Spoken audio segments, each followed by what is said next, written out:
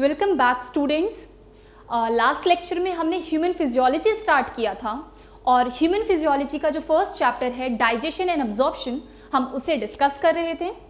Digestion में बच्चों हमने फर्स्ट पार्ट अपनी एलिमेंट्री कैनाल को हम पढ़ रहे थे और उस एलिमेंट्री कैनाल के बहुत सारे पार्ट्स होते हैं। तो जो फर्स्ट पार्ट है बक्कल कैविटी या फिर बक्कोफेरिंजियल कैविटी, हम उसका डिस्कशन कर रहे थे।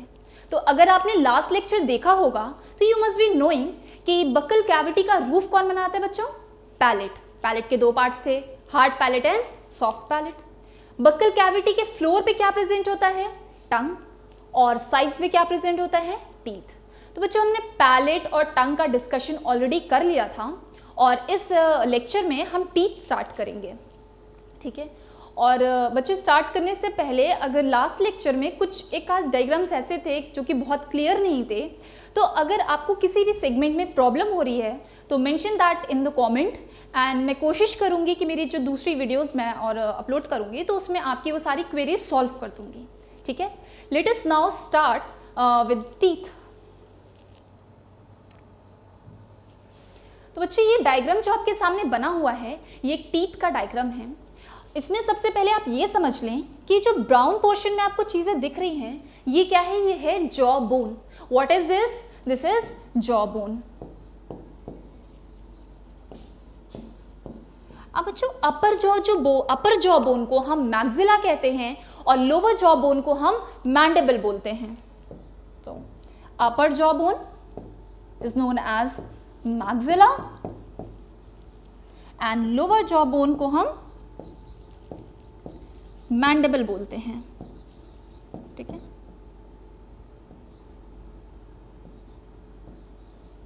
मैंडिबल।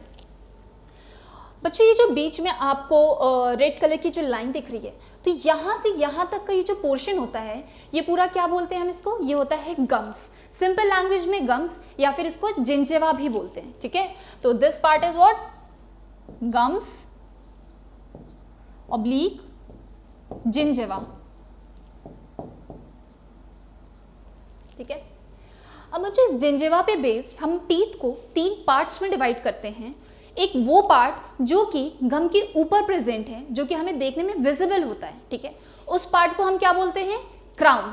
तो ये जो गम के ऊपर का जो पार्ट प्रेजेंट है इसको हम क्या बोलते हैं? क्राउन। जो पार्ट गम में प्रेजेंट है, गम के करस्पॉन्डिंग जितना पार्ट आ रहा है उसको हम बोलते हैं नेक। और जो लास्ट पार्ट होता है जो कि बोन के अंदर प्रेजेंट है, टीथ का वो पार्ट जो कि जॉ बोन में एम्बेडेड होता है, वो उस पोर्शन को हम बोलते हैं रूट। This is root. तो इस तरह से टीथ हमारा तीन पार्ट में डिवाइड हो गया है। जो पार्ट गम के ऊपर प्रेजेंट है वो है क्राउन, जो गम में प्रेजेंट है वो है नेक, और जो गम्स के नीचे जॉ बोन में प्रेजेंट है वो है रूट, ठीक है। अब इसका इंटरनल स्ट्रक्चर अगर हम समझें तो ये जो पार्ट विजिबल है जिसको हम क्राउन बोल रहे हैं बच्चों, वो किससे बना हुआ होता है? इनामिल से। What is this made up of? Enamel, ये पोर्शन, ठीक है। उसके बाद बच्चों ये जो आप ब्राउन ब्राउन पोर्शन देख पा रहे हैं जो कि इनेमिल के अंदर प्रेजेंट है, ये जितना पूरा मार्क्ड पोर्शन है, ऊपर से देखें तो आप ये वाला पोर्शन और नीचे से यहाँ पे साइड में ये वाला पोर्शन, इस पोर्शन को हम क्या बोलते हैं? Dentine. This portion is dentine. बच्चों एक खास बात मैं आपको बताऊं कि इनेमिल जो होता है, इनेमिल सिक्रीटिंग सेल्स को हम क्या बोलते हैं? अमीलोब्लास्ट। और डेंटाइन सिक्रीटिंग सेल्स क्या होती हैं? ओडोंटोब्लास्ट, ठीक है। इनेमिल सिक्रीटिंग सेल्स होती हैं अमीलोब्लास्ट और डेंटाइन सिक्रीटिंग सेल्स होती हैं ओडोंटोब्लास्ट।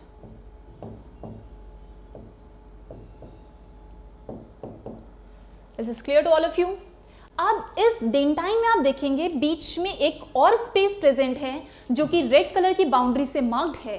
बच्चों वो स्पेस होती है पल्प कैविटी, ठीक है। उस पल्प कैविटी में ब्लड वेसल्स और नर्व्स प्रेजेंट होते हैं। तो इस वजह से हम पल्प कैविटी को लिविंग पोर्शन ऑफ टूथ भी बोलते हैं। Living part of tooth. Why living part of tooth? Because उसमें ब्लड वेसल्स प्रेजेंट हैं and due to the presence of blood vessels इसमें न्यूट्रिएंट एक्सचेंज और वेस्ट प्रोडक्ट एक्सचेंज हो सकता है, right. So this portion is pulp cavity, and this is also referred as living part of teeth.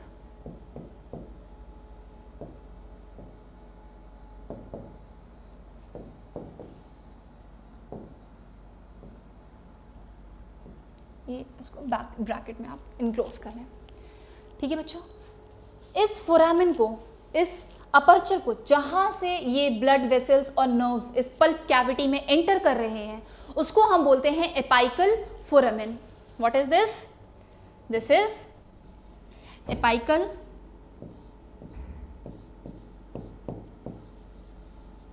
Foramen, ठीक है। तो हमने teeth का अपना पूरा स्ट्रक्चर डिस्कस कर लिया है, and I guess it is clear to all of you.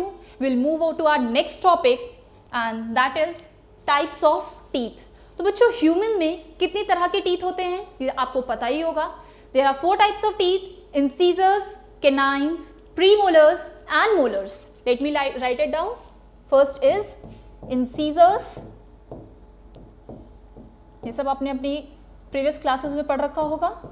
Next is canines, third one is premolar, and last one is molar, ठीक है। वो जो इंसीजर्स जो होते हैं ये चीजल शेपेड होते हैं। What is meant by this chisel word? जो आपने एग्स देखी होगी, एग्स का अगर आप शॉर्टर वर्जन जानते हो, जिसको हम हिंदी में छेनी भी बोलते हैं, तो वो जो शेप होता है उसको हम चीजल शेपेड बोलते हैं, ठीक है। Chisel shaped, and it is meant for grounding of food. What is this grounding of food? बच्चों, जो थोड़ा कुतरने की जो हैबिट होती है, जिस तरह से चूहे खाते हैं, ठीक है, तो उस चीज़ के लिए इंसिजर्स हमें हेल्प करते हैं। कोई भी चीज़ जब हम ऐसे सामने, अपने फ्रंट टीथ जो हैं वो हमारे इंसाइजर्स हैं, ठीक है। नेक्स्ट आता है कैनाइन्स। बच्चों, ये काफी पॉइंटेड होते हैं, and it is meant for tearing of food. What it is meant for? It is meant for tearing of food. जब भी हम कोई चीज अपने साइड में रख के इसको फाड़ने की कोशिश करते हैं, तो बच्चों उस चीज में कौन सा टाइप ऑफ टीथ हमें हेल्प करता है? ये हमें कैनाइन्स हेल्प करते हैं, ठीक है। और जो कार्निवोर्स एनिमल्स होते हैं, जिनको सारे हमेशा चीड़ फाड़ करके खाते हैं, उनमें ये कैनाइन्स काफी पॉइंटेड और काफी अच्छे से डेवलप्ड होते हैं, ठीक है। फिर आते हैं प्रीमोलर्स एंड मोलर्स। अच्छा, ये दोनों ही टाइप के जो टीथ होते हैं ये हमें क्रशिंग एंड ग्राइंडिंग में हेल्प करते हैं। तो जब हमें फूड अपना प्रॉपर च्यू करना होता है, तो इसके लिए कौन हमें हेल्प करता है? Premolars and molars, right. Crushing and grinding of food. I hope this is clear to all of you.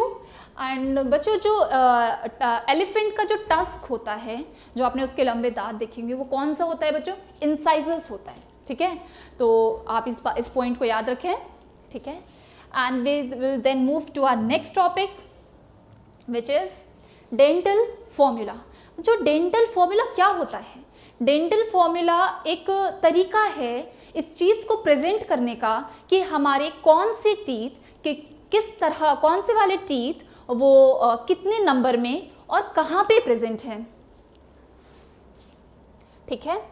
तो इस डेंटल फॉर्मूला का मैं एक्सप्रेशन अगर यहाँ पे लिखूँ, तो इंसिजर्स होते हैं 2/2, C 1/1, PM stands for premolars, and this is 2/2, and then molars which is 3/3. तो ये जो एक्सप्रेशन है इसी को हम बोलते हैं डेंटल फॉर्मूला। इसमें बच्चे जो आई है ये इंसिजर्स को प्रेजेंट कर रहा है, सी कैनाइन्स को प्रेजेंट कर रहा है, पीएम प्रीमोलर्स को एंड एम मोलर्स को प्रेजेंट कर रहा है, ठीक है। तो बच्चों, ये जो एक्सप्रेशन होता है, ये ऊपर के इसमें जो न्यूमरल्स लिखे हैं वो इस बात को बता रहे हैं कि हमारे अपर जॉ के हाफ पोर्शन में इंसीजर्स कितने प्रेजेंट है, कैनाइन कितने प्रेजेंट है, प्रीमोलर कितना प्रेजेंट है एंड मोलर कितना प्रेजेंट है। इसी तरह से नीचे डिनोमिनेटर में जो न्यूमरल्स लिखे हैं वो इस बात को बता रहे हैं कि लोअर जॉ के हाफ पोर्शन में वो कोई सा टीथ कितना प्रेजेंट है, राइट। तो अगर ऊपर इंसाइजर्स के आगे 2 लिखा है, दैट मीन्स कि यहाँ पे 2 इंसाइजर्स है, कैनाइन्स 1 लिखा है मतलब 1 कैनाइन है, प्रीमोलर्स 2 लिखा है मतलब 2 प्रीमोलर्स हैं, और मोलर्स 3 लिखा है इसका मतलब 3 मोलर्स हैं, ठीक है। सिमिलरली हम डिनोमिनेटर में देखें तो यहाँ पे भी है इंसिजर्स 2, मतलब लोअर जॉ के हाफ पोर्शन में 2 इंसाइजर्स प्रेजेंट हैं, 1 कनाइन प्रेजेंट है, 2 प्री मोलर्स प्रेजेंट हैं एंड 3 मोलर्स प्रेजेंट हैं। आई गेस अब आपको ये डेंटल फॉर्मूला बिल्कुल अच्छे से क्लियर हो गया होगा। ये डेंटल फॉर्मूला बच्चों ऑर्गेनिज्म पर डिपेंड करता है। अलग अलग ऑर्गेनिज्म के obviously different types of teeth होंगे, उनके नंबर्स डिफरेंट होंगे, तो अकॉर्डिंगली हमारा ये डेंटल फॉर्मूला भी चेंज होता जाएगा। राइट स्टूडेंट्स, अब अगर ये हमने लिखा हुआ है अडल्ट्स के लिए, ह्यूमन अडल्ट्स के लिए, बट बच्चों जो बच्चों के दांत होते हैं जिसको हम दूध के दांत या फिर मिल्क डेंटेशन या फिर हम डेसिडुअस टीथ बोलते हैं, उसमें 2 डिफरेंसेस होते हैं हमारे बड़ों को कंपेयर करते हुए। पहला डिफरेंस ये है कि बच्चों में प्री मोलर्स एब्सेंट होते हैं, ठीक है, और दूसरा डिफरेंस ये है कि उनमें मोलर्स 3 की बजाय कितना होते हैं, सिर्फ 2 होते हैं।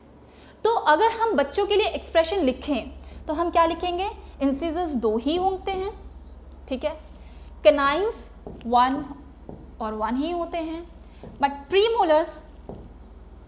प्रीमोलर्स बच्चों एब्सेंट होते हैं ना, तो इसलिए हम क्या लिखेंगे 0/0। ऐसा नहीं कि प्रीमोलर्स एब्सेंट हो तो हम इस एक्सप्रेशन को ही हटा देंगे, हम लिखेंगे बट 0/0 प्रेजेंट करेंगे, और मोलर्स 2 की बजाय 3 की बजाय 2 होते हैं तो यहाँ पे हम 2/2 मेंशन करेंगे।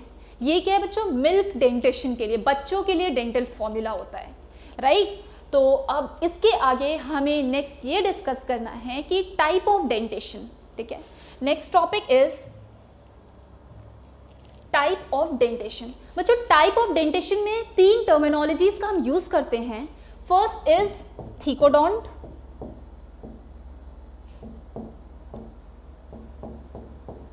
नेक्स्ट इज डाइफियोडोंट,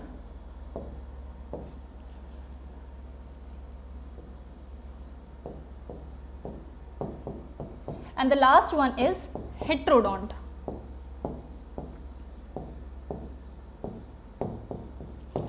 बच्चों थीकोडोंट का क्या मतलब होता है? थी का वर्ड जो होता है इसका मतलब ये होता है कि जब कोई चीज़ किसी एक कैविटी में प्रेजेंट है या उसमें एम्बेडेड है, ठीक है, तो ये चीज़ रिप्रेजेंट करती है थीका, ठीक है। तो थीकोडोंट का मतलब ये होता है, ये इस बात को बताता है कि जो ह्यूमन टीथ होते हैं वो जॉ बोन में एम्बेडेड होते हैं। राइट, तो thecodont represents of presence of teeth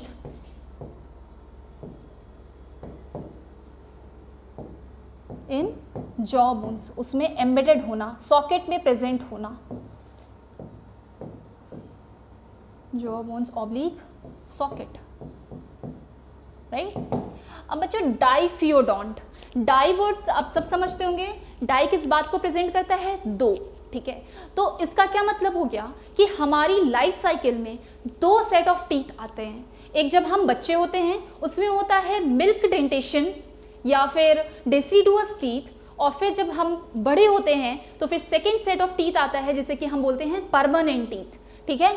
तो बच्चों इसमें क्या हो गया, diphyodont represents 2 sets of teeth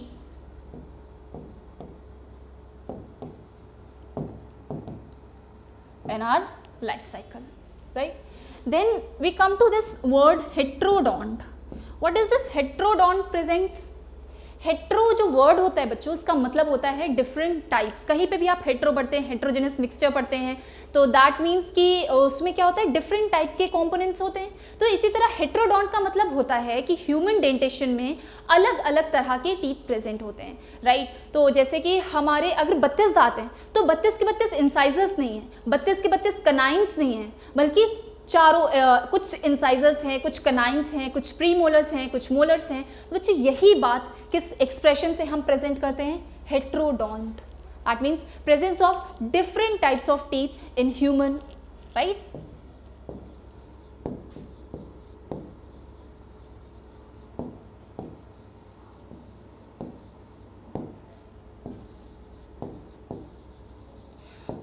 तो आज का लेक्चर हम यहाँ पे फिनिश करते हैं। नेक्स्ट लेक्चर में हम आगे इस डिस्कशन को बढ़ाएंगे। तो please keep watching the previous videos ताकि आपको अपकमिंग लेक्चर्स अच्छे से समझ में आते रहें। सो बाय फॉर दिस।